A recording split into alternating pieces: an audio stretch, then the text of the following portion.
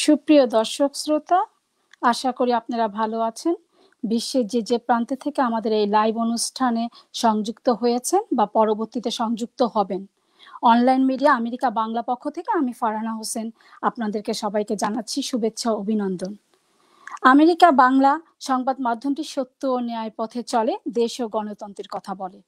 একই সাথে সমাজের বিভিন্ন অনিয়ম অসঙ্গতি তুলে ধরাই আমাদের মূল কার্যক্রম। তার পাশাপাশি আমরা সমাজের বিভিন্ন গুণী ব্যক্তিদের সাক্ষাৎকারমূলক অনুষ্ঠান হাতে নিয়েছি। তারই ধারাবাহিকতা আজকে আমাদের স্টুডিওতে উপস্থিত আছেন দুজন গুণী ব্যক্তি। আমি আপনাদের সাথে কতক্ষণ পরে ওনাদেরকে পরিচয় করিয়ে দিব। দর্শক শ্রোতা, আপনারা দেখছেন সিদ্ধার্থীদের পরিচালনা, ফারহানা হোসেনের উপস্থাপনা, আমেরিকা বাংলা আয়োজিত কৃতিকা। আমি এখন পরিচয় করিয়ে দিব গোপন দাসের সাথে। উনি হলো সাংস্কৃতিক ও সাহিত্য ব্যক্তিত্ব, নিউ ইয়র্ক। কেমন আছেন গোপন দা আপনি? ভালো আছি, আপনারা ভালো আছেন? জি, আমরা ভালো আছি।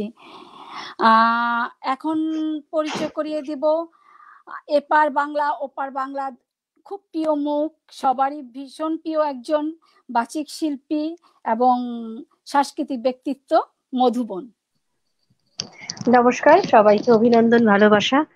আর এখানে এখন সন্ধে, তাই সান্ধ্যকালীন উষ্ণতা আপনাদেরকে দিয়ে দিলাম। আমেরিকা বাংলা আয়োজিত সুন্দরভাবে যে অনুষ্ঠানটি আমরা এখন দেখছি কৃত্তিকার পরিচালনায়, ভীষণ ভালো একটি আয়োজন, সুন্দর অনুষ্ঠান। আশা করি আমরা সবাই মিলে আজকে একত্রিত হয়ে এই সাংস্কৃতিক সন্ধ্যা উপভোগ করব, কবিতার মধ্যে দিয়ে, কথার মধ্যে দিয়ে। অনেক ধন্যবাদ তোমাকে ফারহানা, যুক্ত হওয়ার জন্য আমাদের সঙ্গে। আমি আবার তোমার কাছে আসব। এখন আমি চলে যাচ্ছি গোপন দাসের কাছে। কেমন কাটছে দিনকাল আপনার দাদা? সময়গুলো এখন কেমন কাটছে? ধন্যবাদ ফারহানা আপা। আমি শুরুতেই আমেরিকা বাংলা এবং কৃত্তিকা কর্তৃপক্ষের জন্য শুভকামনা করলাম। পাশাপাশি আমাদের আজকের অতিথি মধুবন, ওনাকেও অভিবাদন, আর আপনাকে তো ধন্যবাদ জানাচ্ছি। বিষয়টা হলো কেমন কাটছে, এটা কোনো বিচ্ছিন্ন কোনো ঘটনা নয়। আমরা এমন এক পরিস্থিতির মধ্য দিয়ে যাচ্ছি, সারা পৃথিবীর মানুষ একই অবস্থার মধ্যে দিয়ে আমরা কিন্তু অতিবাহিত করতেছি। বিষয়টা হলো এমন, পৃথিবীতে অনেক সময়ই কঠিন সময় আসে, যে সময়টা আমরা একজন আরেকজনকে সাহায্য করতে পারি, কিন্তু এইবার একটা ব্যতিক্রম সময় আসলো, একজন আরেকজনকে যেন আমরা সাহায্য করতে পারতেছি না। এটা একটা, বলতে গেলে আমি বলবো যে আমরা কখনো এইরকম পরিস্থিতির জন্য প্রস্তুত থাকি না। একটা মানুষ যদি অ্যাক্সিডেন্ট করে, আমি চেষ্টা করব তার পাশে দাঁড়ানোর জন্য, তাকে হসপিটাল নিয়ে যাওয়ার জন্য, তাকে রক্ত দেওয়ার জন্য, কিন্তু আমরা এমন এক পরিস্থিতির মধ্যে দিয়ে পার করছি, যদি কেউ বিপদগ্রস্ত আমরা শুনি, তাহলে তার কাছ থেকে আমরা পালানোর চেষ্টা করি। খুবই দুঃখজনক, খুবই দুঃখজনক। আপনাকে যদি আমি একটা উদাহরণ দেই, আমার সৌভাগ্য না দুর্ভাগ্য আমি জানি না, দুজন করোনা রোগী মারা যাওয়ার পর ওনাদের শবদাহ করতে আমার যাওয়ার সুযোগ হয়েছিল, যেখানে মানুষের জায়গা দেওয়া সম্ভব হতো না। এইসব জায়গায় হাতে গোনা 10 জন 12 জন মানুষ আমরা উপস্থিত হয়েছি। আমরা সারা জীবন যেখানে শুনে আসছি যে মানুষ সামাজিক জীব, এই করোনার সময় এসে দেখলাম পৃথিবীর যত প্রাণী রয়েছে সবচেয়ে বেশি অসামাজিক হচ্ছে মানুষ। কারণ আমরা উপরের তলার মানুষ নিচ তলায় যাচ্ছি না। আমার কোনো বন্ধু আমাকে কল দিলে আমি তার সাথে ফোনে আলাপ করে আমি তাকে বলি না তুমি আমার বাসায় আসো। আমি যদি আমার কোনো আত্মীয়কে ফোন দিয়ে কথা বলি, সে আমাকে বলে না তুমি আমার বাসায় আসো। আমার মনে হয় না যে মানুষ সৃষ্টির পর কখনো মানুষ অসামাজিক হয়েছে এই রকম পরিস্থিতি মানব ইতিহাসে কেউ কখনো দেখেছে। কিন্তু আমরা সেই দুর্ভাগ্যজনক ইতিহাসের সাক্ষী যে মানুষ কিভাবে অসামাজিক হয় একটা ক্ষুদ্র ভাইরাসের কারণে, এটা আমরা বুঝতে পারলাম। কিন্তু আমরা যদি আশাবাদী মানুষ হই, আমিও বিশ্বাস করি আশরাফুল মাখলুকাত, সৃষ্টির সেরা জীব হিসাবে আমরা নিশ্চয়ই এইসব কঠিন পরিস্থিতি ওভারকাম করে আমরা আবারও মুখরিত করব আমাদের সমাজকে, আমাদের বিশ্বকে। আমরা আবারও যার সাথে আমি হাত মিলাতে ভয় পাচ্ছি তার সাথে আলিঙ্গন করব, এই স্বপ্ন দেখি। চমৎকার, খুব সুন্দর বলেছেন দাদা। আসলে আমরা কেমন জানি হয়ে গেছে মানুষ হিসাবে। লেখালেখি চলছে কেমন? লেখালেখি যদি আমি বলি, আমি সবসময় সত্যের পূজারী। আমি কৃত্রিমতা বিশ্বাস করি না। সত্যের পূজারী হিসেবে আমার নিজের অবস্থান যদি আমি তুলে ধরতে চাই, যখন আমি প্রবাসে আসি তখন এখানে বাংলা কোনো প্রযুক্তি ছিল না যে আমি লিখে তারপর এটা কোথাও সংরক্ষণ করব, লিখে কোথাও পোস্ট করব। আমি সাদা কাগজে হাতে লিখে লিখে পোস্ট করতাম। তারপর আমার অনেক শুভাকাঙ্ক্ষী, আমি বলবো না ওনারা কমেন্টস করতেন, আমি বলবো ওনারা পরামর্শ দিতেন, আমি সেই পরামর্শগুলো শুনতাম। এভাবে আমার প্রথম বইটা প্রকাশ হয়, নাম খোলা চিঠি। তারপর মনে হলো দেখি কবিতা লিখতে পারি কিনা, আবারও শুরু করলাম। কিভাবে আমার আরেকটা কবিতার বই আসলো। এইবার আমার আরেকটা বই আসবে। এটা হচ্ছে আমরা মানুষের কাছ থেকে অনেক কিছু শিখি, কিন্তু আমাদের একটা অভ্যাস রয়েছে, আমরা মানুষের কাছ থেকে কি দুঃখটা পেলাম এইটুকুই মনে রাখি। কিন্তু আমার বইয়ের মূল বিষয় হচ্ছে আমি মানুষের কাছ থেকে কি শিখলাম, সেই বিষয়গুলোই শুধু আমি লিখে ধরেছি। এখানে কোনো ধরনের অভিযোগের স্থান নেই। আর আমার লেখার বিষয় যদি আমি বলি, আমি মূলত মনোজগৎ বা কাল্পনিক বিষয়গুলো নিয়ে লিখতে পছন্দ করি। আমি যদি একটা উদাহরণ দিই, আমার একটা চিঠি রয়েছে, অনেকগুলা চিঠি, 100টা চিঠির মতো, কিন্তু একটা চিঠি রয়েছে। চিঠিটা হলো দুজন বন্ধু সারা জীবন চলার পর একজন বন্ধু মারা যায়। সে মারা যাওয়ার পর পরলোক থেকে একটা চিঠি লিখছে তার ইহলোকের বন্ধুর নিকট। আমি জানি ইহা কখনোই সম্ভব না, কিন্তু আমার চিঠিটা এরকমই। আমার চিঠিটা চন্দ্রের নিকট, আমার চিঠিটা সাগরের নিকট। আমি জানি তারা কখনোই পড়বে না, কিন্তু আমি তাদেরকেই চিঠি লিখি। এই হচ্ছে আমার লেখালেখির ধরন। লেখালেখি নিঃসন্দেহে সৃজনশীল প্রতিভা।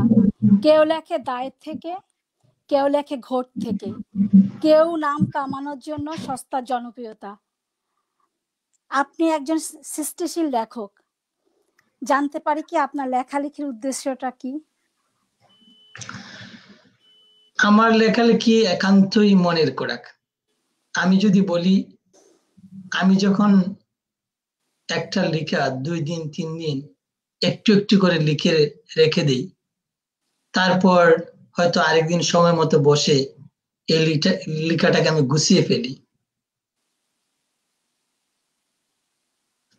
গুছানোর পর আমি যখন পোস্ট করি, আপনারা জানেন আমরা প্রবাসী যারা থাকি, আমাদের সপ্তাহে 6 দিন, কখনো কখনো 7 দিনও কাজ করতে হয়।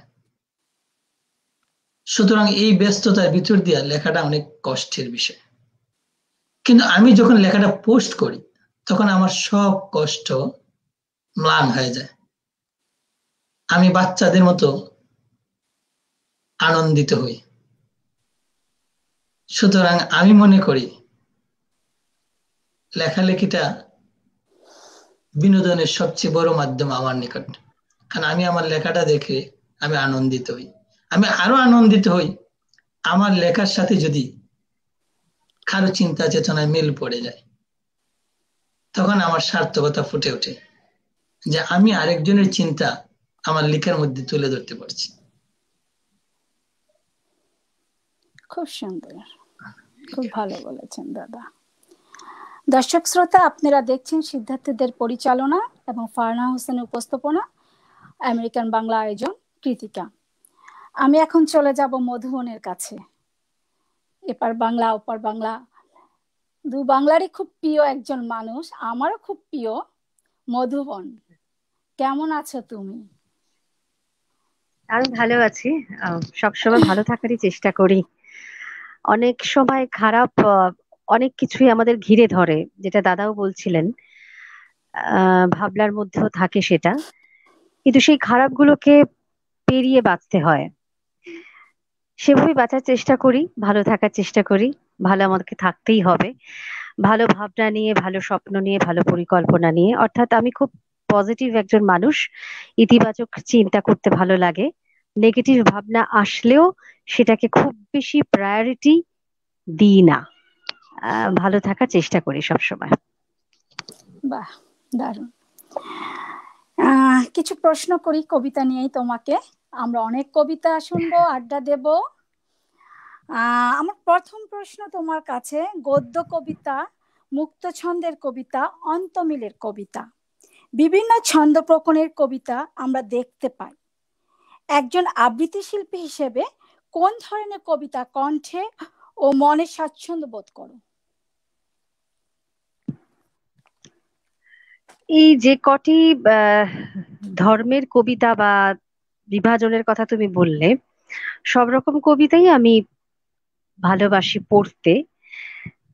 যেটা আমাকে ভাবায় বা যেখানে ভাবনার রসদ বেশি, সেখানেই আমি যাই। প্রত্যেকটা মানুষ বা কবি লেখেন তার ভাবনা থেকে, তার ভালোবাসা থেকে বা আবেগ থেকে।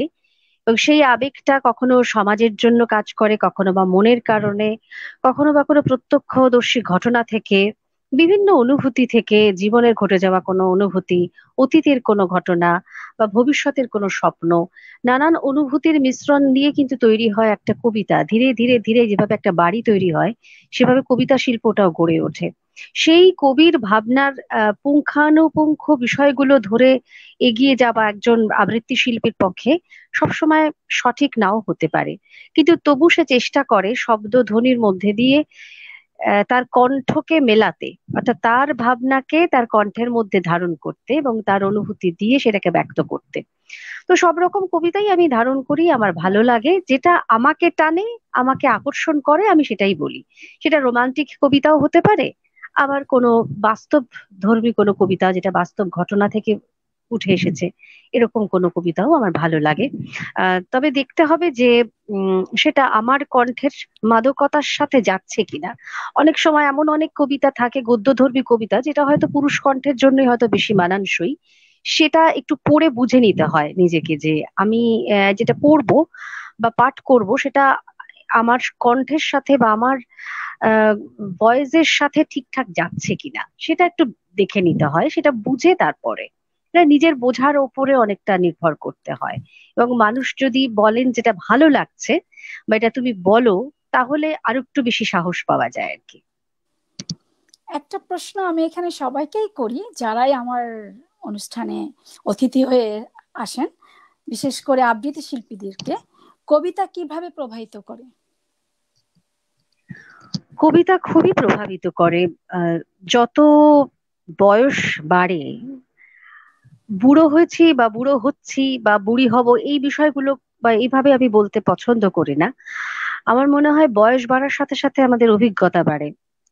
আমাদের অনুভূতিগুলো আরো সজাগ হয় এবং আমরা আরো তরুণ হই।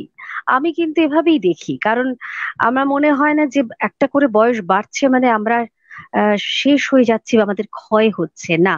আমাদের প্রতিটা দিন বিভিন্ন রকম অনুভূতির জন্ম হচ্ছে, অনেক কিছু দেখতে পাচ্ছি, অনেক কিছু প্রত্যক্ষ করছি, জীবনে অদেখা অনেক কিছু দেখার যে সম্ভাবনা সেগুলো কিন্তু তৈরি হচ্ছে বয়স বাড়ার সাথে সাথে।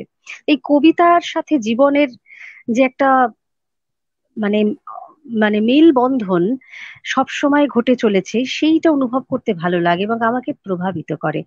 আমি বিভিন্ন কবিতা পড়ার চেষ্টা করি, বিভিন্ন পত্রপত্রিকা যারা নতুন এসেছেন, নতুন প্রজন্মের যে সমস্ত কবি রয়েছেন তাদের কবিতা লেখার চেষ্টা করি, তারা কিভাবে ভাবছে সেই ভাবনাগুলো আমাকে প্রভাবিত করে। আমি আজকে পড়বো, আবার অনেক দিন ধরে যারা কবিতা লিখে চলেছেন, হ্যাঁ, তাদেরও একটা বিরাট ভার রয়েছে, সেটাও বোঝার চেষ্টা করছি।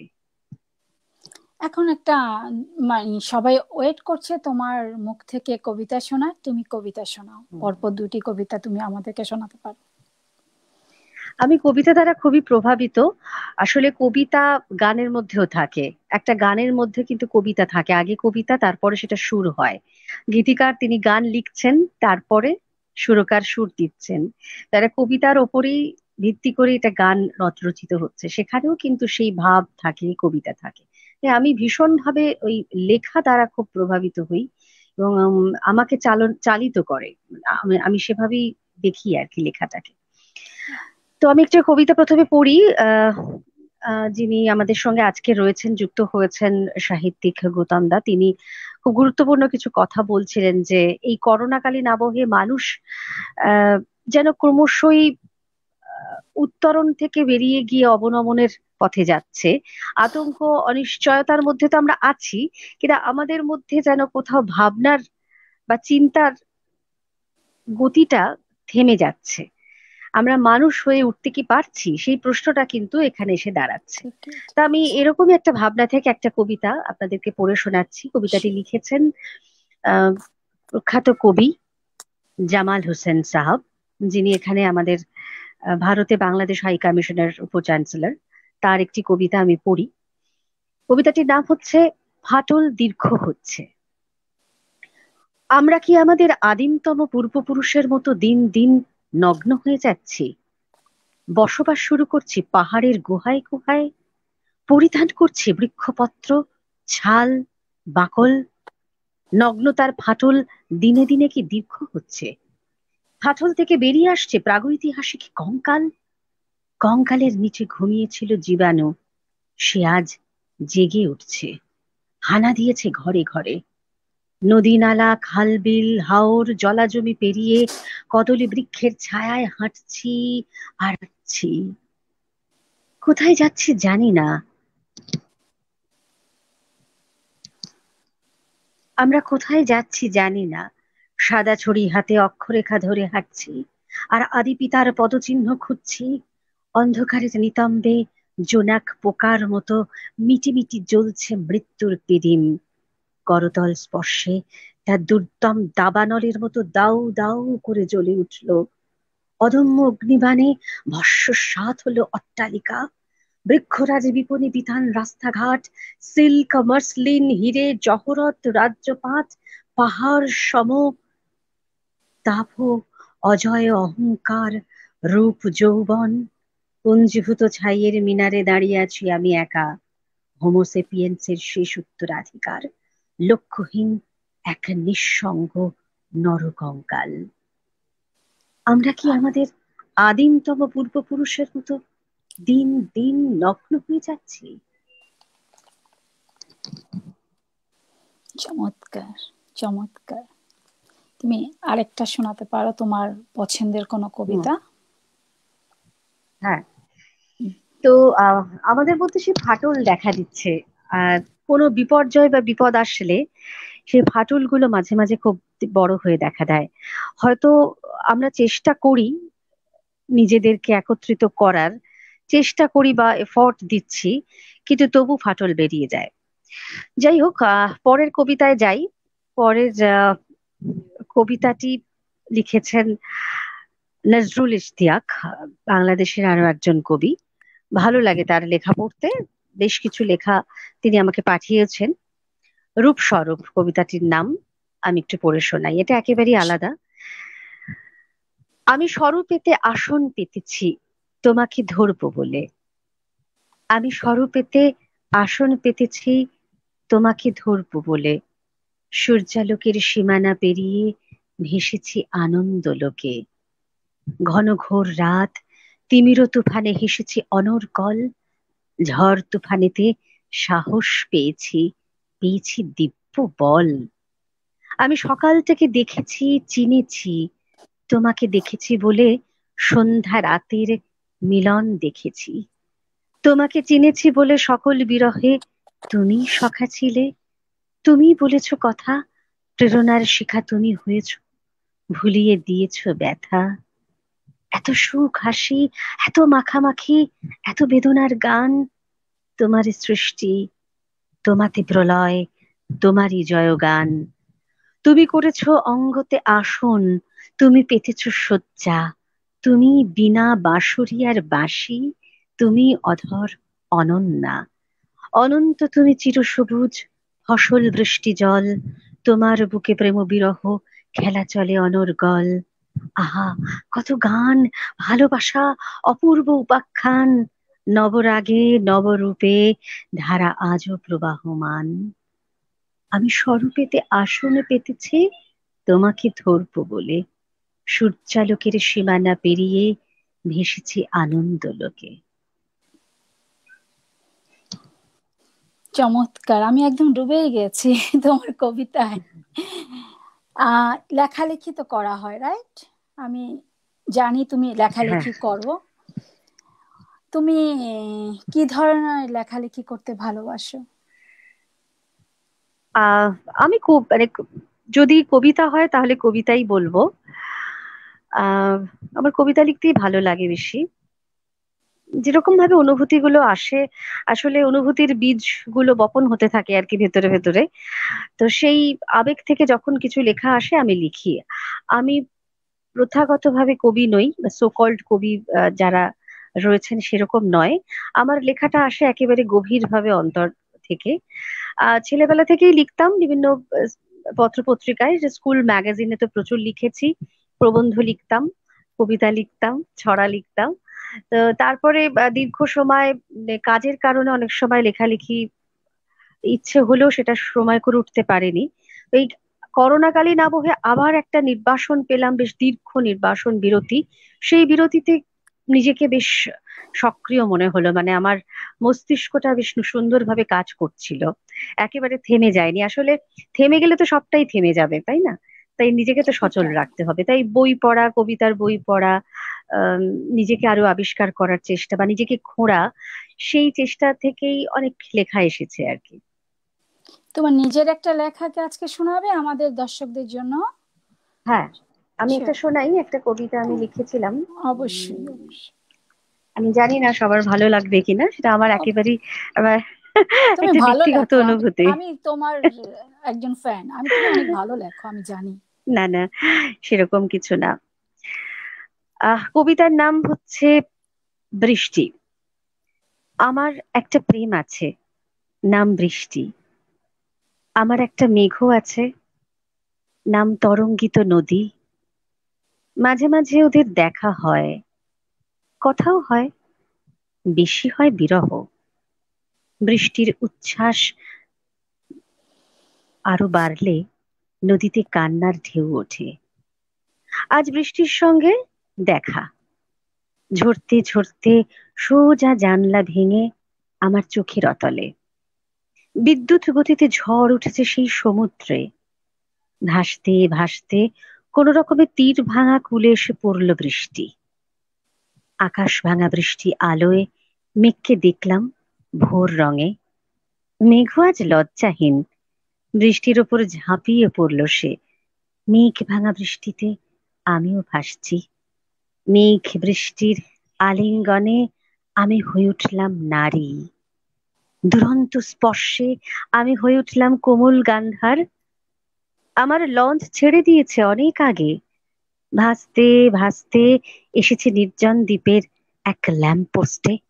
নদীর উৎস তো সেখানেই, আমার একটা একলা নদীও আছে জানেন, ওর নাম কাহিনী। এখন আমি কাহিনীর সাথেই ঘর করি। বৃষ্টি আর মেঘ মাঝে মাঝে আসে কাহিনীর বাড়িতে। চমৎকার, এত সুন্দর, আমি মুগ্ধ, সত্যি অনেক ভালো লেগেছে। হ্যাঁ। আমি তোমাকে কি নামে ডাকবো, মেঘ না বৃষ্টি? আমাকে তোমার যা মনে হয়, তোমার কি মনে হচ্ছে? আমি মেঘ, বৃষ্টি, আমি বৃষ্টি ভালোবাসি, আমি আমি রেইন লাভার। বৃষ্টিতে ভিজেছো কখনো? হ্যাঁ, আমার নিজের বাসার পিছনে অনেকক্ষণ, খুব ভালো লাগে বৃষ্টি, বৃষ্টি ভীষণ পছন্দ। যখন বৃষ্টিতে ভিজবে তখন আমাকেও নিয়ে যাবে মনে মনে, Sure. তোমার সাথে এবং একসাথে তোমার ভিজবো। সেই একসাথে ভিজে সেই কবিতাটা দুজনে আবৃত্তি করব, ঠিক আছে? ঠিক আহ, আছে। তোমার কাছে আমি আবার আসব মধুবন। আমি এখন যাব গোপনদার কাছে। দর্শক শ্রোতা, আপনারা দেখছেন সিদ্ধার্থদের পরিচালনা, ফারহানা হোসেনের উপস্থাপনা, আমেরিকান বাংলা বিশেষ আয়োজন কৃতিকা। এখন আমি চলে যাচ্ছি গোপন দাসের কাছে।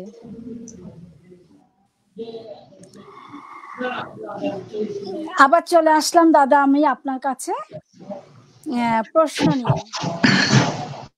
প্রশ্ন করতে পারি যে, মননশীল লেখক মানেই ভালো পাঠক। লেখকের জ্ঞান ভান্ডারে নানা বিষয় বই পড়তে হয়। ব্যক্তি জীবনে কোন ধরনের বই পড়তে ভালোবাসেন? আমি একটু প্রথমত বলে নেই,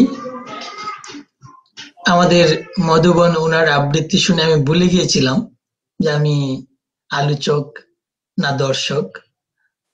ওনাকে প্রশংসা করা আমার কর্তব্য, অনেক সুন্দর আবৃত্তির জন্য।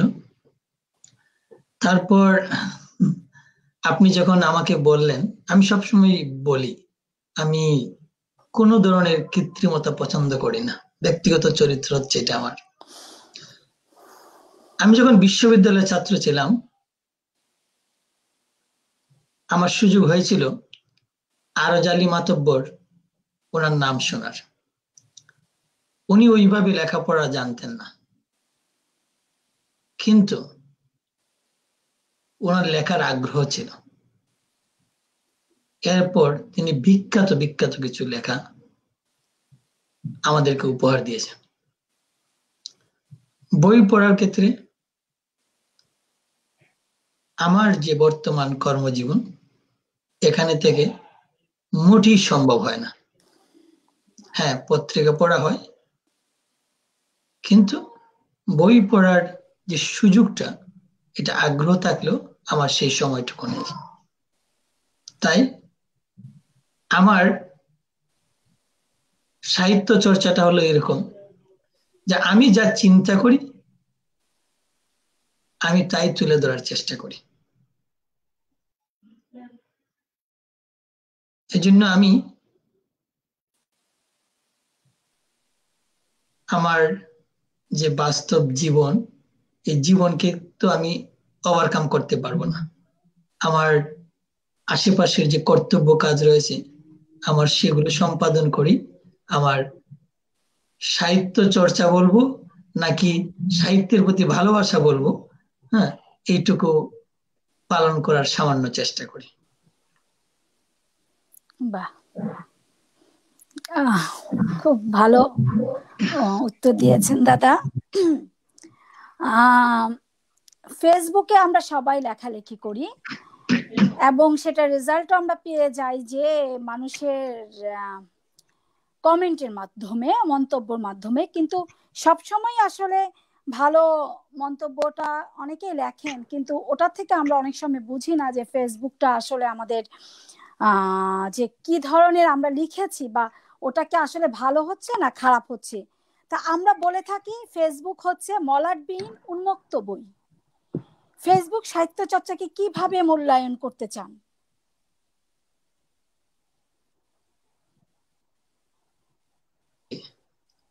যখন অর্ধেক গ্লাস পানি থাকে, আপনি যদি বলেন গ্লাসটি অর্ধেক খালি, আপনার কথা মিথ্যা না। আবার আপনি যদি বলেন গ্লাসটি অর্ধেক পূর্ণ, তাও মিথ্যা না। ফেসবুকে মানুষের ইদানিংকালে অনেক ক্ষোভ রয়েছে, কিন্তু ইহাও তো সত্য, ফেসবুকের কারণে আমরা অনেক জিনিস ঘরে বসে জানার সুযোগ পাচ্ছি। ফেসবুকের কারণে আমার মনের কথা আমি অনেককে তুলে ধরার সুযোগ পাচ্ছি। সুতরাং আমি ফেসবুককে অর্ধেক গ্লাস পূর্ণ বলেই মনে করি, আমি অর্ধেক গ্লাস খালি মনে করি না। আমার কাছে এটা একটা মাধ্যম অন্যকে জানার, হারিয়ে যাওয়া জিনিসগুলোকে খুঁজে পাওয়ার।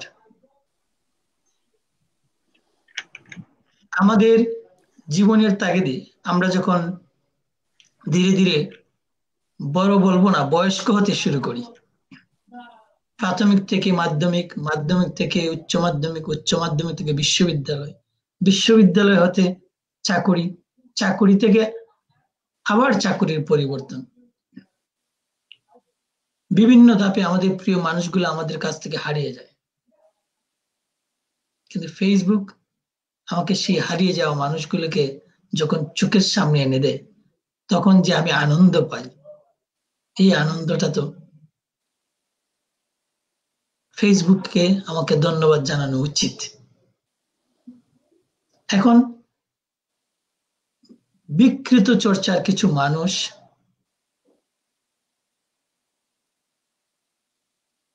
যদি ফেসবুককে অপব্যবহার করে, তখন আমরা মাথা ব্যথা হলে মাথা ব্যথার ঔষধ খেতে হবে, মাথা কেটে ফেলে দিতে পারি না। সুতরাং আমি মনে করি ফেসবুক নতুন প্রজন্মের নিকট একটা সুযোগ, একজনকে আরেকজনকে জানার, একজনকে আরেকজনকে বুঝার। ইভেন এখন আমরা সরি যে ভার্চুয়াল প্রোগ্রামগুলো করছি, আমরা কিভাবে একজন আরেকজনকে খুঁজে পেলাম? অধিকাংশ মাধ্যম ফেসবুক, তারপর আমরা একজন আরেকজনের সাথে সংযোগ, এভাবে আমাদের বিভিন্ন নতুন চিন্তার সম্মিলন ঘটাচ্ছে। শুধু তাই না, আজকাল অপরাধ জগতে, যেখানে রাষ্ট্র ব্যবস্থা, প্রশাসনের অনেক খামখেয়ালিপনা থাকে, সেখানে ফেসবুকের কারণে মানুষের মধ্যে যখন গণজাগরণ তৈরি হয়, মানুষের মধ্যে যখন একটা গণসচেতনতা তৈরি হয়, তখন অনেক জায়গায় ফেসবুক মানুষের ন্যায় বিচার প্রতিষ্ঠা করেছে। সুতরাং কিছু গুজব, কিছু অপব্যবহার, এগুলা থাকলেও আমার মনে হচ্ছে ইতিবাচক দিকটার সংখ্যাই অনেক বেশি।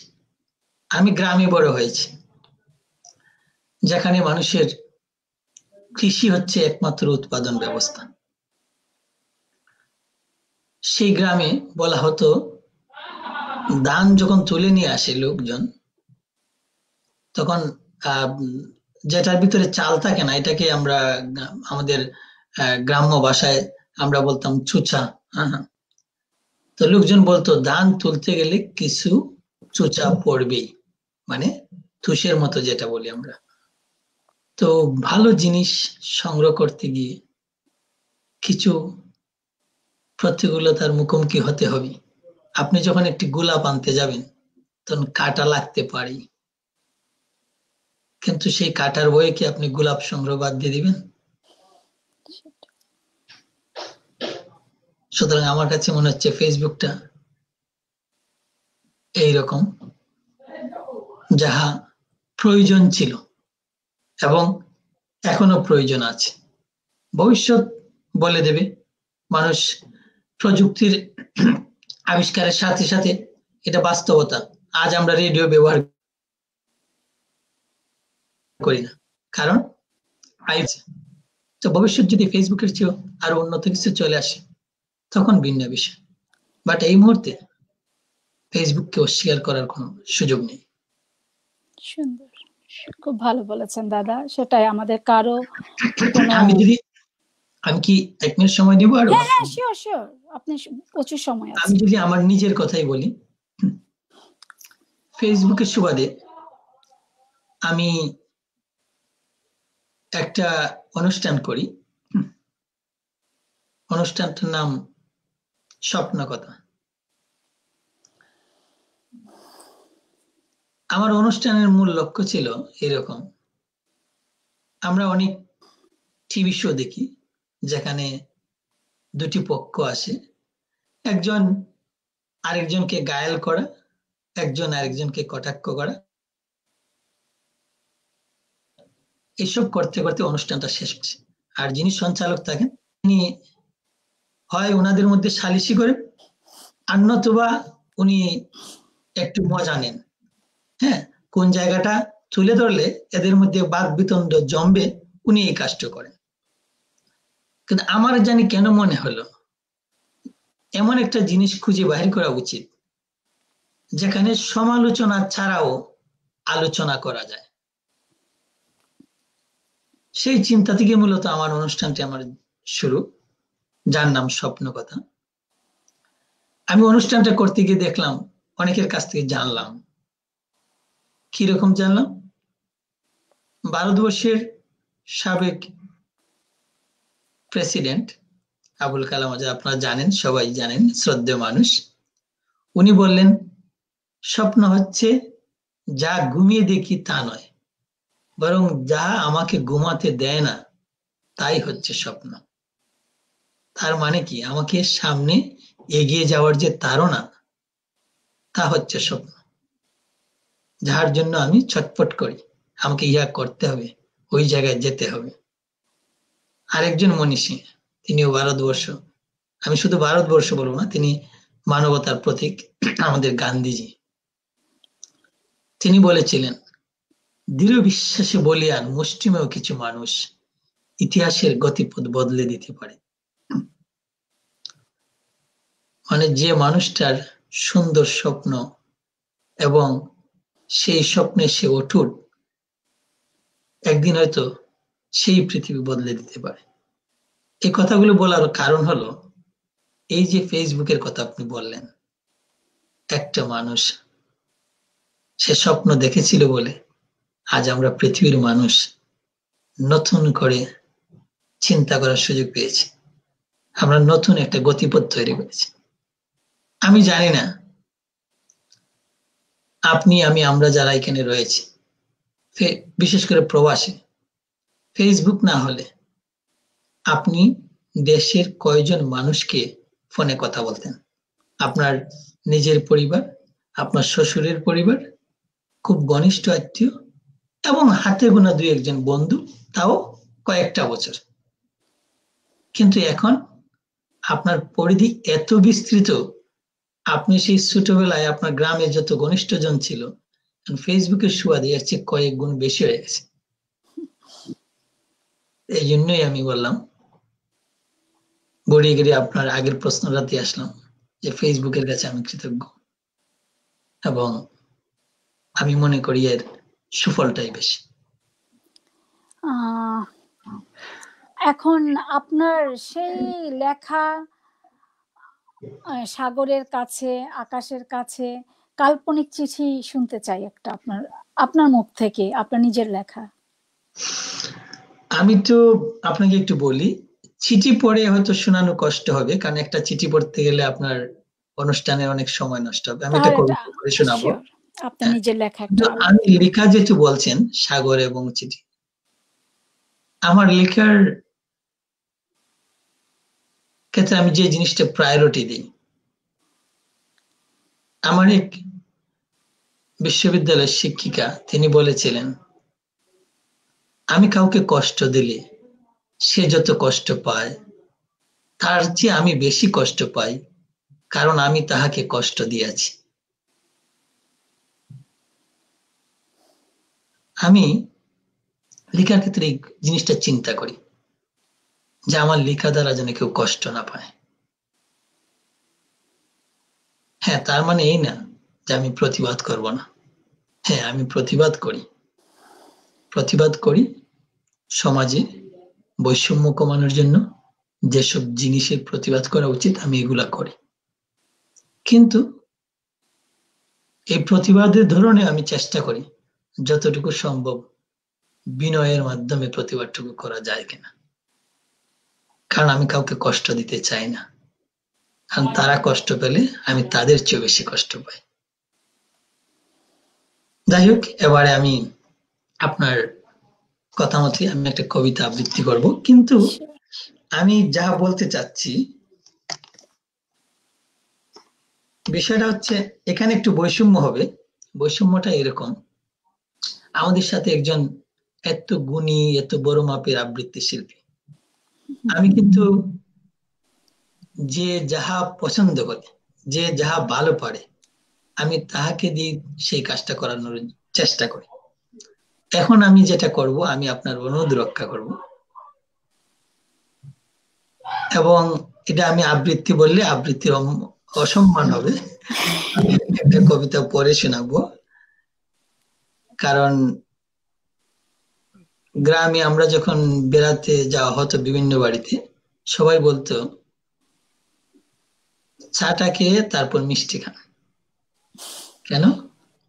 মিষ্টি খাওয়ার পর আপনি যদি চা খেতে যান, এটা খুবই বিরক্তকর, সেই স্বাদটুকু আর থাকবে না।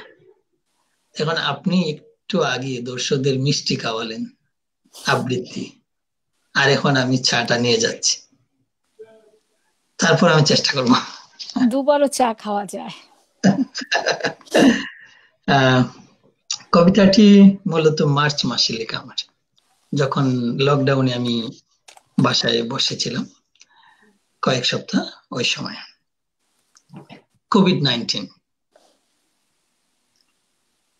চারিদিকে অশনি সংকেত, মহামারীর আতঙ্ক চোখে মুখে, বাঁচার তাগিদে সামাজিকরা অসামাজিক, আশার বাণী বুকে।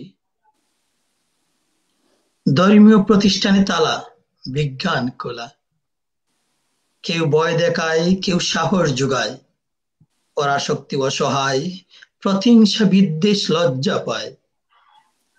বিপদে বোঝা যাচ্ছে কারা মানবতাবাদী কারা লোভী, কেউ চায় নিজে বাঁচতে, কেউ বা অন্যকে বাঁচাতে। ভাইরাস জানে শুধু অন্যের ক্ষতি করতে। মানুষ হারে না, ভাইরাস থাকে না। সর্দি কাশি জ্বর শ্বাসকষ্ট বমিতে অচেতন, ঘাতক প্রতিরোধী মানুষ আত্মসচেতন। দূরত্বে আছে যারা, আবার জড়িয়ে ধরবে তারা। যারা আজ গড়ে তারাই আগামীতে দৌড়াবে। কোলাহলপূর্ণ রাস্তাঘাট জনশূন্য, চিকিৎসা বিজ্ঞান ব্যস্ত প্রতিষেধক আবিষ্কারে। কাকতালীয় ভুতুড়ে পরিবেশ, জরুরি অবস্থা জারি শহরের পর শহরে। রাষ্ট্রনায়কদের চোখে নেই ঘুম, তারাই জয়ী যারা মরার আগে না মরে।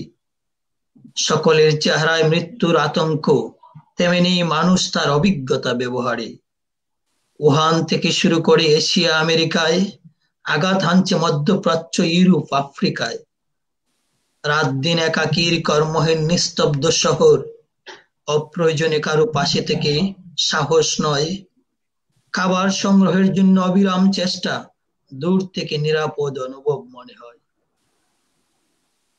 ভণ্ডদের মিথ্যাচার মাত্রাতিরিক্ত যখন, অসাম্প্রদায়িকদের সাহায্যের হাত প্রসারণ তখন। অদৃশ্য শত্রুর আক্রমণের পরিধি বেড়েই চলছে, সবার সামনে শুধু একই জিজ্ঞাসা, কি হচ্ছে? লাশের সারির অদ্ভুত অনাকাঙ্ক্ষিত প্রতিযোগিতা, নীরব কেন চন্দ্র সূর্য সাগর মাটি তরুলতা।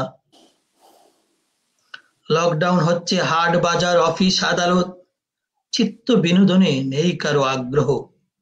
এ কি আমাদের পৃথিবী নাকি অন্য কোনো গ্রহ?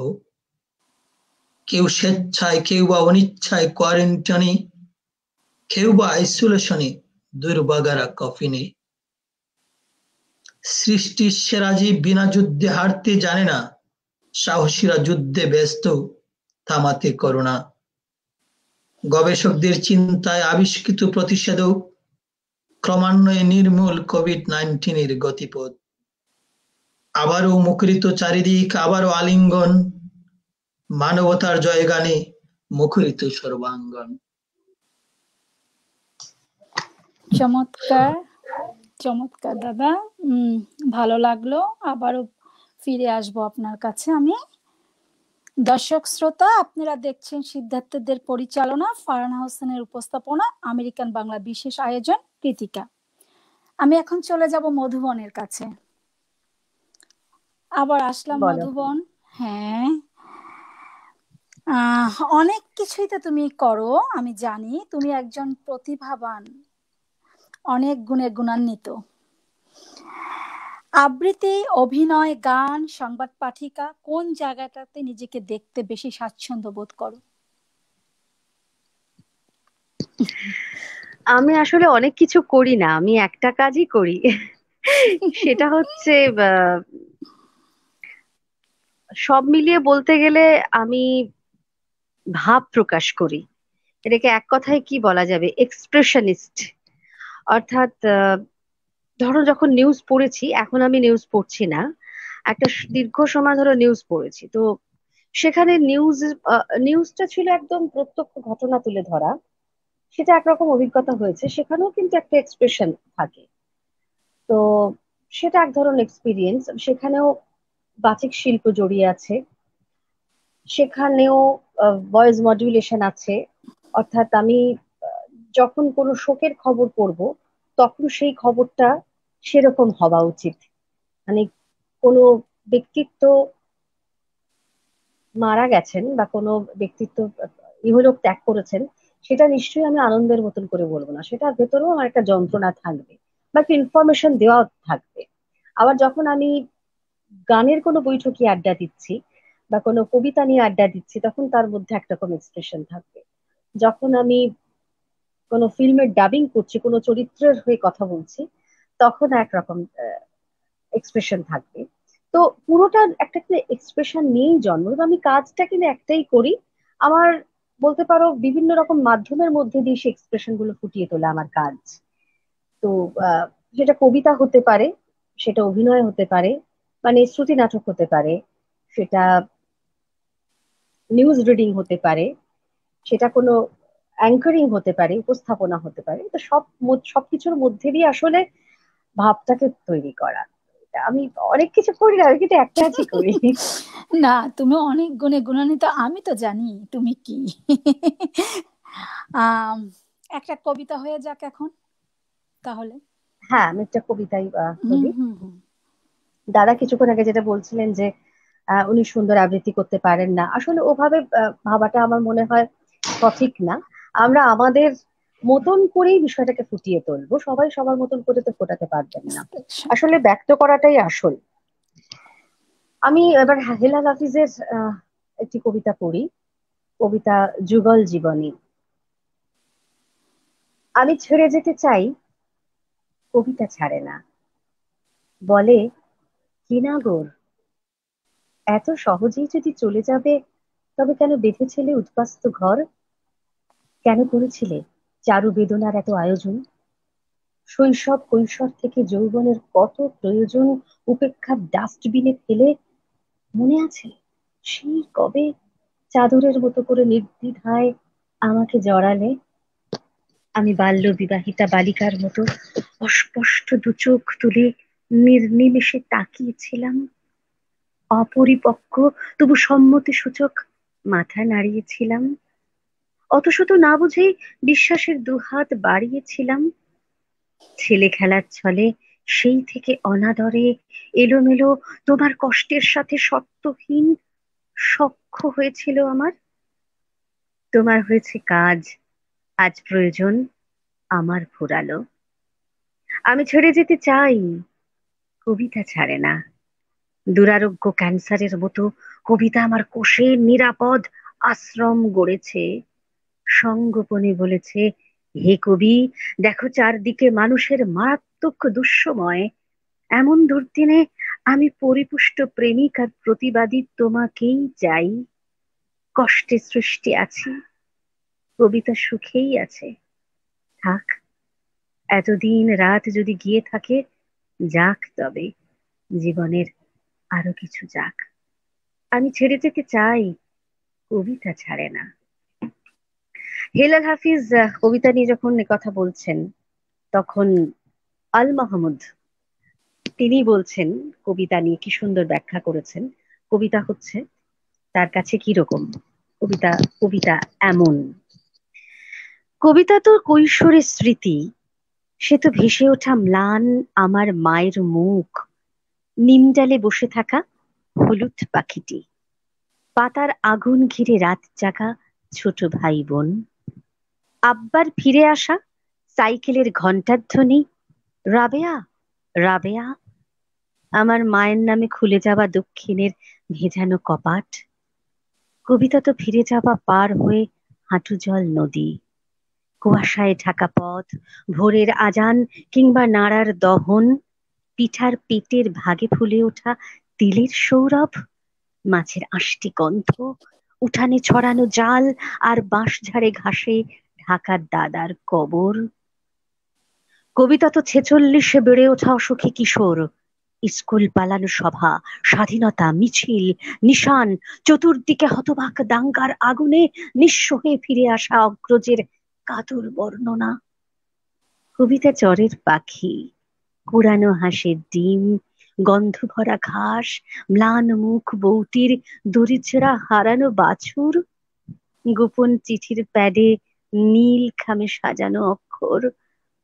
কবিতা তো মক্তবের মেয়ে, চুল খোলা আয়েশা ডাক্তার। চমৎকার। কবিতা কি? কবিতা কি? তোমার থেকে জানলাম কবিতা কি। কবিতা কিংবা নাটক কোন অঙ্গনের নিজের কণ্ঠে জাদুতে নিজেই মুগ্ধ হয়েছো? খুব কঠিন প্রশ্ন করছো তুমি, না, তোমার এটা জন্য কিন্তু কথা একদমই ছিল না। কঠিন না। তোমার জন্য কঠিন না। দেখো, আমি এখনো পর্যন্ত মঞ্চে নাটক করে উঠতে পারিনি, তবে আমি যাত্রা করেছি, সেই অভিজ্ঞতা আমার আছে। বেশ কয়েক বছর যাত্রা করেছি, যখন আমি হায়দ্রাবাদে থাকতাম, ইটিভি বাংলার সঙ্গে যুক্ত ছিলাম সেই সময়। হায়দ্রাবাদ বাঙালি সমিতির সাথে বহু বছর, মানে বহু বছর না, বেশ কয়েক বছর যাত্রা করেছি, সেই অভিজ্ঞতা আলাদা। তাই মঞ্চে অভিনয় করার অভিজ্ঞতা কিছুটা হলে আছে, তবে নাটক করা হয়ে ওঠেনি। তবে আমি সুযোগ পেলেই নাটকের ওয়ার্কশপ করি, যখন যেখানে সুযোগ পাই চলে যাই ছুটে দৌড়ে। আমার মধ্যে একটা পাগলামো আছে, যেহেতু আমি নিজে ফাইন আর্টসের ছাত্রী, তাই আমার মনে হয় যে শেখার কোনো বয়স নেই। চিরটা কাল, চিরটা মুহূর্ত, প্রতিদিন শিখে যেতে হবে, জানতে হবে। আমি অনেক কিছুই এখনো জানি না, পৃথিবীতে কত কিছু অজানা রয়েছে, কত নাটক এখনো দেখা হয়ে ওঠেনি। তবে চেষ্টা করি বিভিন্ন নাটক দেখার, শো দেখার। এখন এই মুহূর্তে পাচ্ছি না। আমি কিছুদিন আগেই প্রখ্যাত নাট্যকার গৌতম হালদারের একটি ওয়ার্কশপ করেছি, তার ক্লাস করেছি, তো সেখান থেকে অনেক কিছু শিখেছি। আর কণ্ঠের মধ্যে দিয়ে অভিনয়টা তো জারি রেখেইছি আর কি, শ্রুতি নাটক করেছি বেশ কয়েকবার। আর কবিতা চর্চাটা এখন ক্রমশ বাড়ছে, আরো বাড়াবো, এবং ইচ্ছা আছে ভবিষ্যতে যে একাঙ্ক নাটক করার। সেটা জানি না সম্ভব হবে কিনা, চেষ্টা করব সবকিছু পরিস্থিতি স্বাভাবিক হলে। এই আমাকে নাটকের মঞ্চ যেরকম টানে, আবার কবিতার মঞ্চ সমানভাবে টানে। আমি দুটোই দেখি, শুনি, বোঝার চেষ্টা করি, আত্মস্থ করার চেষ্টা করি। বাহ, চমৎকার উত্তর দিয়েছো। কে বললো তুমি কঠিন তোমার জন্য প্রশ্নটা? না না, একদমই না। আহ আরেকটা কবিতাতে চলে যাই আমরা। আচ্ছা ঠিক আছে, আমি আরেকটা কবিতা শোনাই। সম্প্রতি আমাদের এখানে যে পূজা সংখ্যা বেরিয়েছে, সে কৃত্তিবাস, সে পূজা সংখ্যা থেকে একটি কবিতা আমার খুবই ভালো লেগেছে। সেটা বারবার বারবার পড়ি, কোনো কিছু ভালো লাগলে সেটা বারবার সেইখানেই চলে যাই, বোঝার চেষ্টা করি সেটা কেন ভালো লাগছে। তো একটা কবিতা পড়ি, তন্ময় মৃধার লেখা। আমি এমন একটা বাড়িতে থাকি, আমি এমন একটা বাড়িতে থাকি, যে বাড়ির জানলায় কোনো পর্দা নেই, বাথরুমগুলো যথেষ্ট পরিষ্কার নয়, সংসারের টান টান উত্তেজনা বরাবর অনুপস্থিত এখানে। এখানে সেখানে কিছু পঠিতব্য, অথচ দীর্ঘ দীর্ঘ দিন ধরে অপঠিত বই পড়ে আছে, ধুলোবালি আছে, মরতে মরতে বেঁচে যাওয়া একটা গাছ আছে। বছর দশেক আগে শেষবার যে গাছে একবারই মাত্র ফুল এসেছিল। প্রতি স্কোয়ার ফিটে অবরুদ্ধ আষ্টে গন্ধ। রোজ দুধ কেটে যায় যে বাড়িতে। কালো বারান্দার পরে নীল আকাশ, সাদা মেঘ, সাদা মেঘের ভেলা, একটা ঠাকুর ঘর নেই, একটা ঠাকুর ঘর নেই বলে যে বাড়িতে শাঁখও বাজে না সন্ধেবেলা। আমি এমন একটা বাড়িতে থাকি যে বাড়িতে জানলায় কোনো পর্দা নেই। আমাদের ভেতরে কিন্তু এরকম বাড়ি আছে, বুঝতে পেরেছো? সবখানে আছে, হ্যাঁ হ্যাঁ তা হ্যাঁ। যে বাড়ির সবখানে কথা আমরা আছে বলতে পারি না, আমরা যে বলতে বাড়ির পারি না কথা। এরকম বাড়ির কথা, আমরা বলতে সেটাই। পারি না, কিন্তু যেটা আমরা হুম, বলতে পারি না কবিতা সে কথা বলে দেয়। কবিতা তো এবং এই আসলে কবিতার কবিতার হুম, ভাষা এখন দেখো, যত দিন যাচ্ছে ভাষার তাও অনেকটাই চেঞ্জ হয়েছে। আমরা বলি না যে আধুনিক বলি, কিন্তু আগেও আধুনিক ছিল, কিন্তু ভাষা ভাব হয়তো অন্যরকম ছিল। এখন ভাষাগত অনেক পরিবর্তন এসেছে। অনেক পরিবর্তন খুব এসেছে। সহজ কথায়, চলতি কথায় অনেক গভীর কথা বলে দেওয়া যায়। তো সেই জন্য কবিতা আমাকে প্রভাবিত করে। মানে তোমার এই প্রথম প্রশ্নের উত্তরটা আর কি ধীরে ধীরে আমি এখনই হলো, দিচ্ছি যে কেন কোনো প্রভাবিত অসুবিধা করে। নেই। কেন প্রভাবিত করে? আহ বাংলাদেশে তো অনেক আবৃত্তি অঙ্গনে অনেক বাচিক শিল্পীদের কণ্ঠ তুমি শুনেছো। ভালো লাগে কাউকে? প্রিয় কোনো ব্যক্তিত্ব আছে ওরকম বাচিক শিল্পী? শিমুল মুস্তাফা। আমারও খুব প্রিয়। উম, অনেকেই প্রিয়, তার ভিতরে শিমুলদা অনেক ভালো লাগে, ওনার কণ্ঠ। আবৃত্তি আর পুরুষ যাকে বলি। সাম্প্রতিককালের আরেকজনের কবিতা আমি শুনেছি, ফারহানা করিম আপা। ওনার ওনার হ্যাঁ, কবিতা আমার খবর ভালো পড়ে লেগেছে। উনি। খবর পড়েন উনি এবং হ্যাঁ নিজেও লেখেন, কবিতা বলেন। হ্যাঁ হ্যাঁ, আমি জানি। ভালো লেগেছে, ওনার সাথে একটা লাইভ করেছিলাম, আমার ভালো লেগেছে আহ ওনার কবিতা পাঠ। ফারহানা করিম, উনি খুব ভালো বলেন। আমার খুব, আমি পছন্দ করি। আহ আর আর কবিদের চলমান। সাথে তো অনেক আলাপ হয়েছে, কবিদের মধ্যে তো অনেকে আছেন, তার মধ্যে অবশ্যই কবি শিহাব শাহরিয়ারের কথা বলতে হয়। কবি শামসাল মমিন, যদিও উনি নিউ ইয়র্কে থাকেন কিন্তু ঢাকায় তার বাসস্থান। মাসুদ সেজান, ওনার কবিতা আমি পড়েছি, ওনার কবিতার বই আমার আছে। আমি ওনার আমন্ত্রণে ঢাকা গেছিলাম, তো ওনার একটি ইউটিউব চ্যানেলে আমি গানও গেয়েছি। ওনার লেখাও আরো অনেক অনেক কবি রয়েছেন অনেকে আপনাদের। আছেন, মানে এই ওপার বাংলা ওপার বাংলা ওটা আলাদা কোনো বিভাজন আমি করব না, কিন্তু সেটাই। তবু বলবো যে বাংলাদেশের মানুষজনের মধ্যে কবিতা নিয়ে যে আবেগ, যে উচ্ছ্বাস, যে ভালোবাসা, এটা আমাকে মোহিত করেছে আর কি। আর যেহেতু আমি নিজে কবিতা পড়তে ভালোবাসি, আমি তথাকথিত আবৃত্তিকার নই, আর তোমাকে আমি আগেই বলেছি, কিন্তু এই পড়তে পড়তে ভালো লাগাটা আস্তে আস্তে তৈরি হয়েছে আর কি। আর যত বেশি লেখা পড়েছি তত পরিচিত হয়েছি কবিতার সাথে, মানুষের সাথে। হ্যাঁ, নতুন অনেক অনেককেই ভালো লাগে। তুমি বোধনের ওই যে গৌতমের কবিতা লাস্ট ইয়াতে এসেছিল, ও আমাদের গৌতমের কবিতাতে তুমি শুনেছো মনে হয়, ওর কবিতা আমি খুব পছন্দ করি। হ্যাঁ, খুব ভালো লাগে গৌতম খুব, চৌধুরী, হ্যাঁ। হ্যাঁ, খুব ভালো, খুব ভালো বলে ও। আমি আমি বেসিক্যালি খুব লাইক করি গৌতমের ওকে। কণ্ঠটি বড় সুন্দর, মানে খুব দেখো সুন্দর। কণ্ঠ, হ্যাঁ, কণ্ঠ যদি খুব সুন্দর হয় তখন তার অনেকটা স্বাধীনতা থাকে। মানে সে হ্যাঁ, অনেক রকম ভাবে বলার চেষ্টা করলেও তার প্রেজেন্ট কণ্ঠটি করতে মানুষকে পারে, আরো বেশি, মানুষকে মোহিত করে, অ্যাট্রাক্ট করে। অ্যাট্রাক্ট করে। Right. ওটা ওটা ওটা অনেক বড়, মানে বড় কি এবং বলবো যে গড গৌতমের কাছে, গিফট। গৌতমের কাছে আমি কৃতজ্ঞ যে উম, আমাকে ওই প্রথম তোমার কথা বলে এবং এই অনুষ্ঠানের কথা জানায় আর কি। তো ও না বললে আমি কি তোমার কাছে আসতে পারতাম না, মানে আমেরিকা বাংলা আয়োজিত এই কৃতিকার কাছে আসতে পারতাম না। It's okay. আহ এখন কি শোনাবে, শোনাও একটু। আরো কি শোনাব, শোনাতে শুনবো, চাচ্ছো? শোনাবে? হুম, আচ্ছা ঠিক আছে, আচ্ছা ঠিক আছে, আমি তাহলে নির্মলেন্দু গুণ একটু শোনাই। আমার খুব শিওর। মানে ভালোবাসার একজন কবি। হ্যাঁ,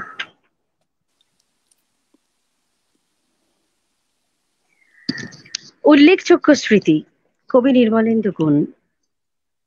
আমার ভালোবাসা কিংবা প্রেম সংক্রান্ত কোনো স্মৃতি নেই যাকে ঠিক ভালোবাসা কিংবা প্রেম বলা যায়।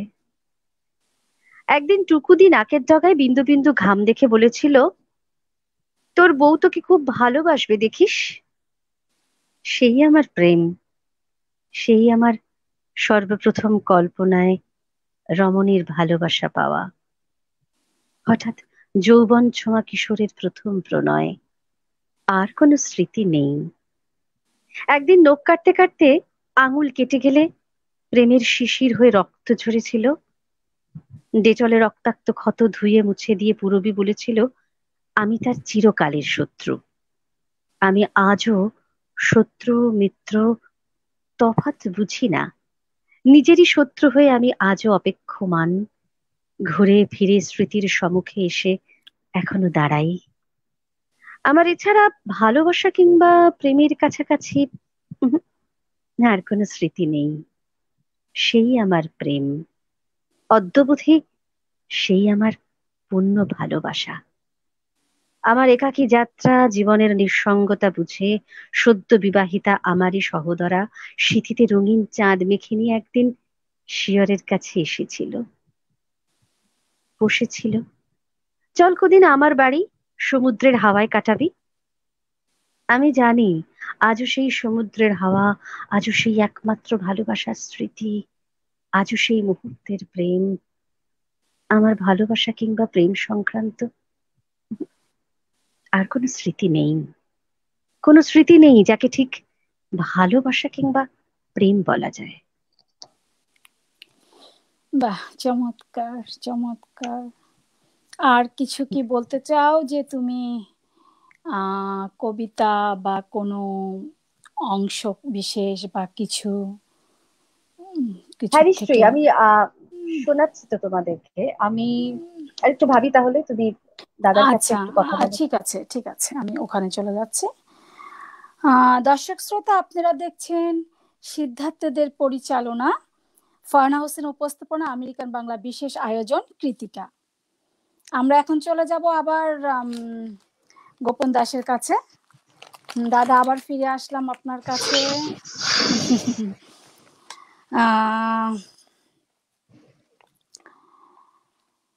আমি একটা ছোট প্রশ্ন ছিল, কাব্যকলা লেখালেখির ক্ষেত্রে জনপ্রিয়তা পরিমাপের ভিত্তিটা কি?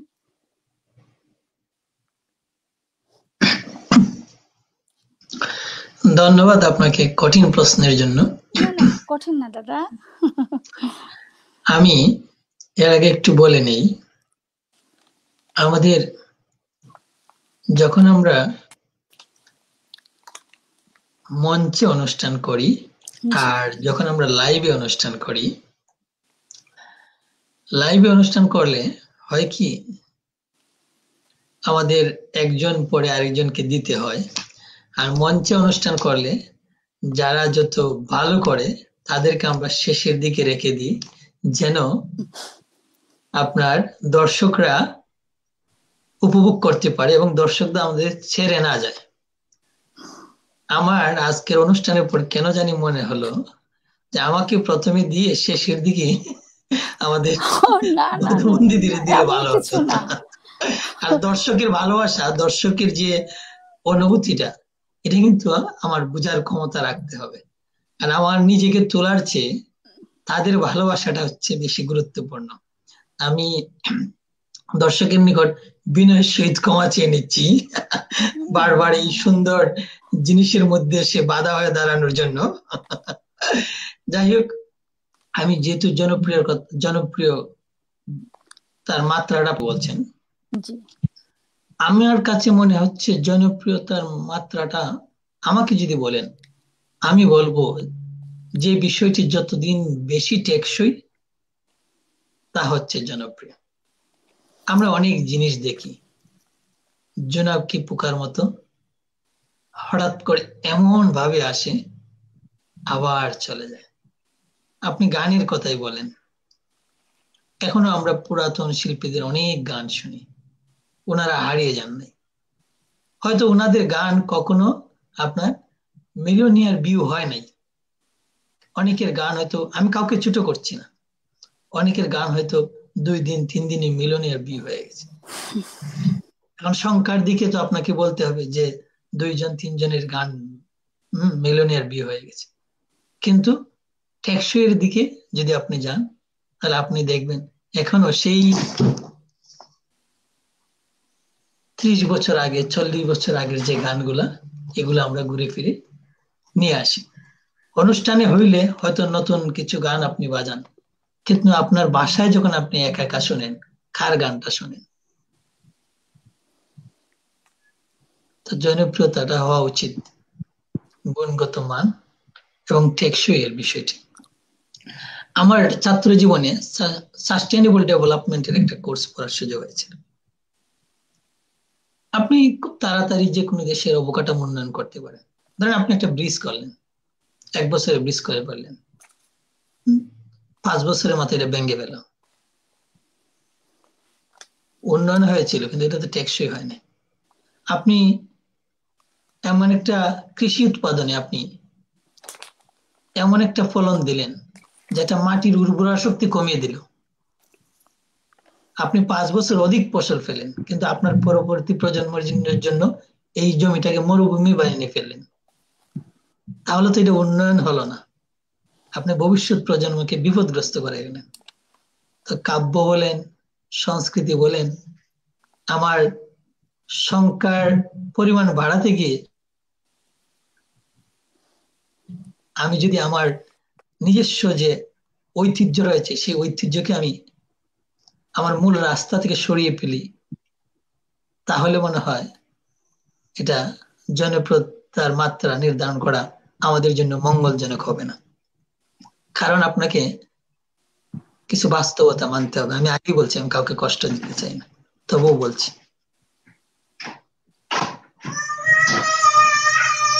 ইদানিংকালে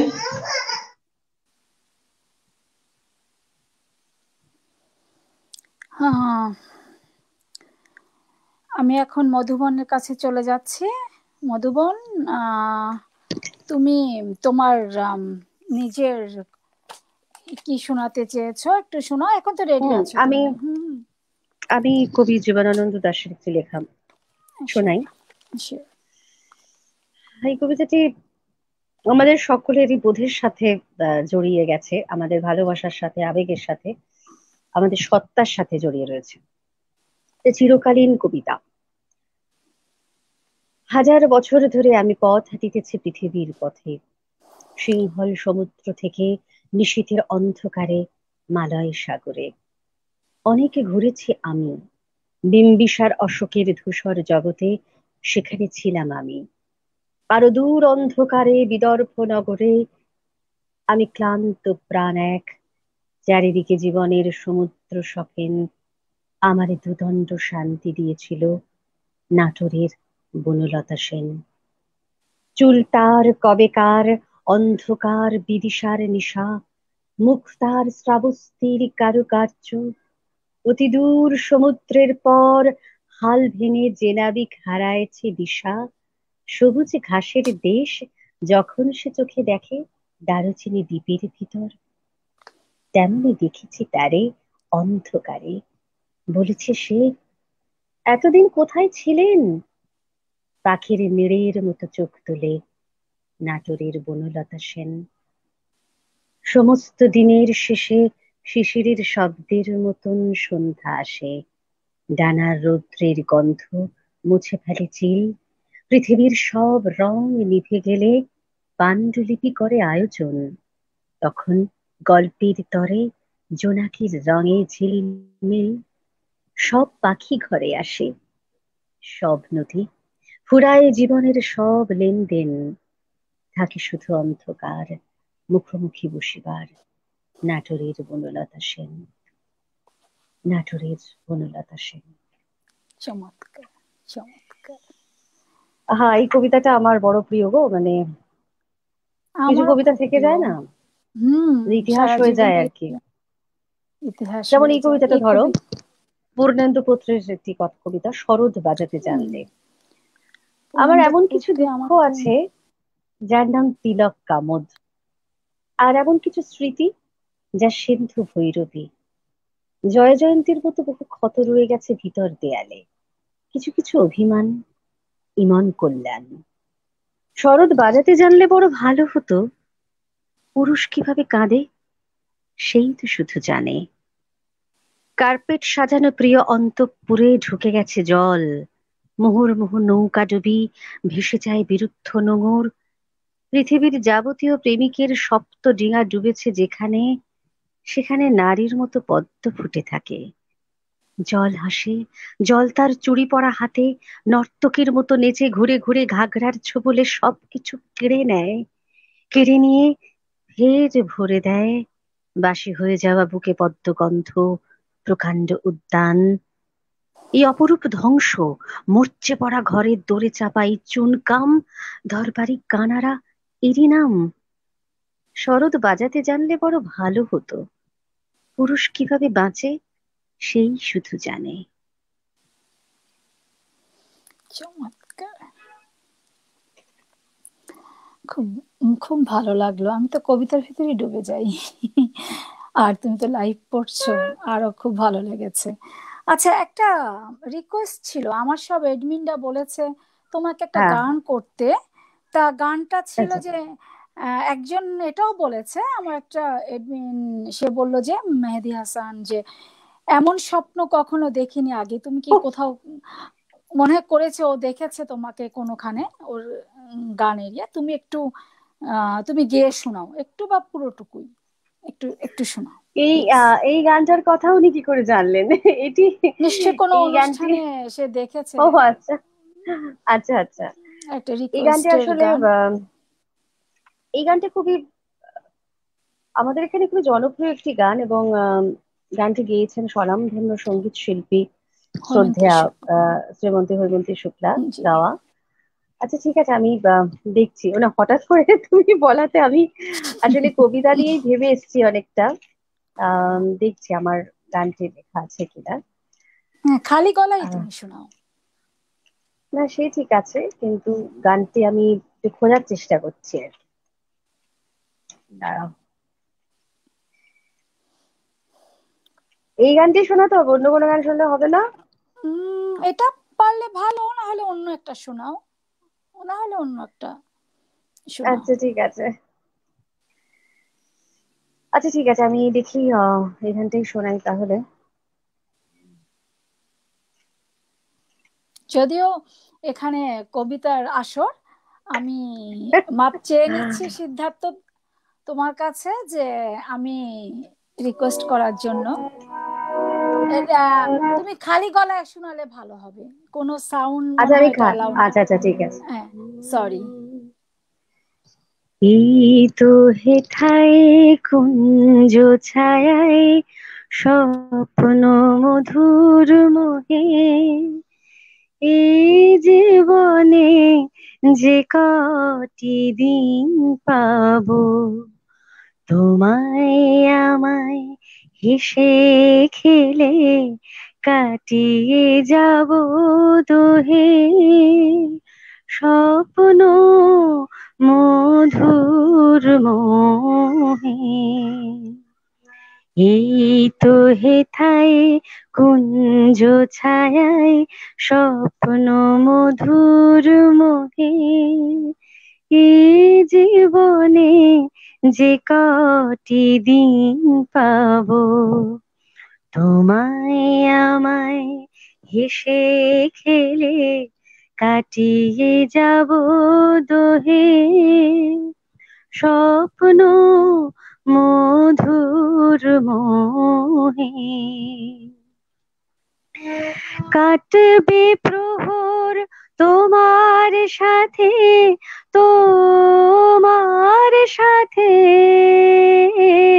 কাটবে প্রহর তোমার সাথে, হাতের পরশ রইবে হাতে, রইব জেগে মুখোমুখি মিলন আগ্রহে, স্বপ্ন মধুর মোহে।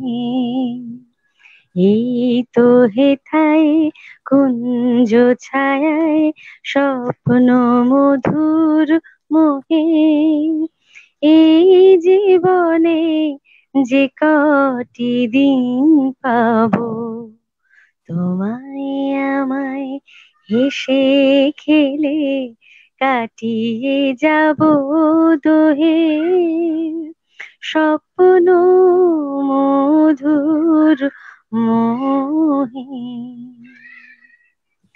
আর এই গানটার সাথে সাথে এই গানটা আমি দু লাইন শুনিয়ে দিই, যেটা শুনতে চেয়েছিলেন উনি, আচ্ছা, মেহেদী হাসান।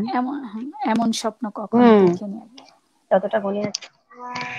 এমন স্বপ্ন কখনো দেখিনি আমি, মাটিতে যে আজ স্বর্গ এসেছে নামি।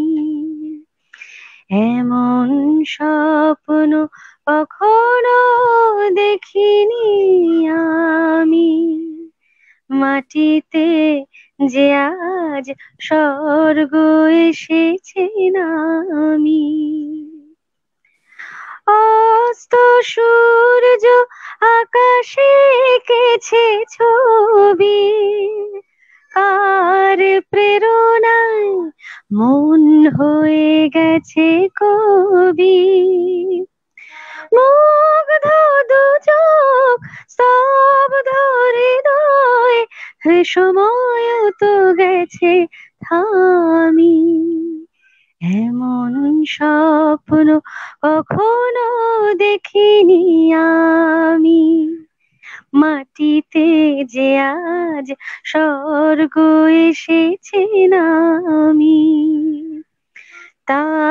তাজমহলের শুভ্র পাষাণে দুফোঁটা অশ্রু জল, একটি যেন গো শ্বেত কমল পাপড়ি মেলেছে তার। দু চোখে যে আজ শুধু স্বপ্নেরই তৃষা, চলার পথে পেয়েছি নতুন দিশা। দু চোখে যে আজ শুধু স্বপ্নেরই তৃষা, চলার পথে পেয়েছি নতুন দিশা। শান্তি নিমেষে মুক্ত জীবন, মুক্ত রে চেয়েও দামি।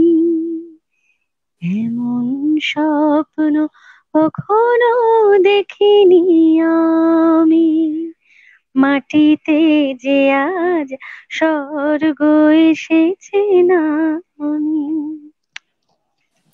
বাহ, চমৎকার চমৎকার মধুবন। আমি সত্যি প্রথমেই কি বলেছি, চমৎকার হলো? সত্যই সত্যি হলো, সত্যি। আমি তোমাকে প্রথমেই বলেছি তুমি অনেক গুণে গুণান্বিত, এটাও একটা প্রমাণ তার। চেষ্টা করলাম, আর কিছুই না। তুমি একটু আমাকে পড়ে শুনিও, কারা কিছু কি বলেছেন, কি লিখেছেন, একটু শুনতে হ্যাঁ, ইচ্ছে না, করছে। ওরা বলেছিল একটা গানের কথা, আমার যে কৃতিকার না এডমিনরা মানে আছে। লেখাগুলো একটু পড়ে শুনিও। হ্যাঁ, ওটাই যে ওরা তখন আমাকে বলেই দিয়েছিল যে তুমি, হ্যাঁ, অবশ্যই অবশ্যই। তাহলে তুমি দর্শকদের উদ্দেশ্যে, আমেরিকান বাংলা উদ্দেশ্যে, কৃতিকার উদ্দেশ্যে যদি তুমি কিছু বলে থাকো। আমরা শেষ পর্যায়ে চলে এসেছি অনুষ্ঠানে, তুমি বলে শেষ করো, দেন আমি দাদার কাছে যাবো আচ্ছা, আবার। হ্যাঁ, আমাদের তরফ থেকে, আমাদের যে দুজন শিল্পী আমরা রয়েছি, আমাদের এই দুই শিল্পীর তরফ থেকে আপনাদের অনেক ভালোবাসা জানালাম। মানে যে ভালোবাসার শুধু ওই 4টে অক্ষরের মধ্যে সীমাবদ্ধ নেই। রবীন্দ্রনাথের গানের কথাই বলি যে তোমারও অসীমে, তোমারও অসীমে প্রাণ মন লয়ে যত দূরে আমি ধাই। তো আপনারা সীমার মাঝে অসীম হয়ে রয়েছেন আমাদের কাছে এবং থাকবেন।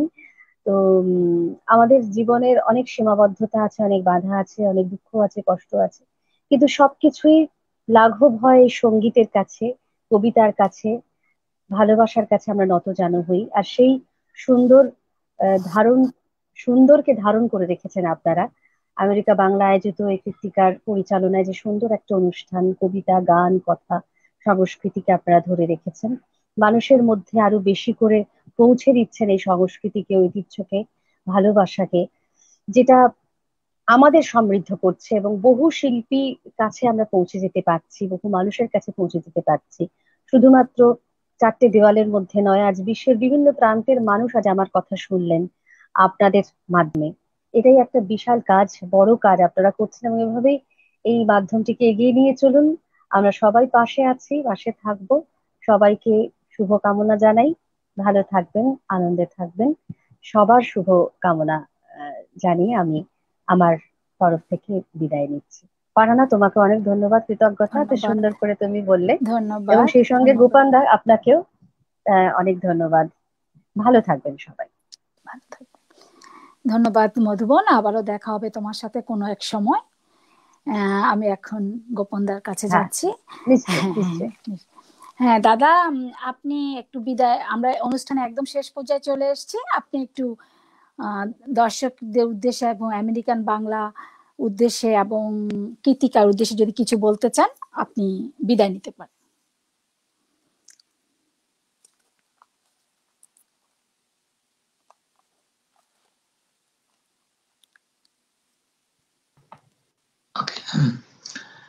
ধন্যবাদ ফারহানা আপা আপনাকে, পাশাপাশি অসংখ্য ধন্যবাদ আমেরিকান বাংলা এই চ্যানেল কর্তৃপক্ষকে, কৃত্তিকাকে, ধন্যবাদ আজকের অতিথি আমাদের মধুবনকে। সবশেষে আমি যা বলবো, মানুষ লেখাপড়া করছে, কিন্তু মানুষ কি শিক্ষিত হচ্ছে? আমরা চাই মানুষের লেখাপড়া যেমন বৃদ্ধি পায়, তেমনি যেন মানুষের ভিতরের যে শিক্ষাটা, সেই শিক্ষাটাও বৃদ্ধি পায়। এটা আমি এজন্য বললাম, আমরা কেন জানি অহিষ্ণু হয়ে যাচ্ছি, আমাদের ভিতর যেন আত্মকেন্দ্রিকতা বেড়ে যাচ্ছে। এই জিনিসটা কমিয়ে আপনারা যে কাজটুকু করলেন মানুষকে মনের আনন্দ দেওয়ার জন্য, যেখানে কোনো ধরনের ব্যক্তি লাভের কোনো সম্ভাবনা নেই, মানুষের মধ্যে সৃজনশীলতার জন্ম দেওয়ার জন্য, মানুষকে মনের খোরাক দেওয়ার জন্য, এই রকম সৃজনশীল কাজ আপনাদের নিকট থেকে মানুষ শিখুক এবং এটা আরো প্রসারিত হোক, সেই প্রত্যাশায় সুস্থ সংস্কৃতির আশাবাদ নিয়ে আবার সবাইকে ধন্যবাদ। সবাই ভালো থাকুন, সুস্থ থাকুন। সবাইকে আবার ধন্যবাদ। ধন্যবাদ। দর্শক মন্ডলী, আমরা অনুষ্ঠানের একেবারে শেষ প্রান্তে চলে এসেছি। আজ যারা স্টুডিওতে এসেছেন তারা সবাই ভীষণ ব্যস্ত মানুষ, এত ব্যস্ততার ভিতরেও তারা আমাদেরকে সময় দিয়েছেন। আমরা আমেরিকান বাংলা পক্ষ থেকে তাদেরকে কৃতজ্ঞতা জানাই এবং ধন্যবাদ সবাইকে। ভালো থাকবেন, আবারও দেখা হবে নেক্সট থার্সডেতে, বৃহস্পতিবারে একই সময়। সবাই সুস্থ থাকবেন, ভালো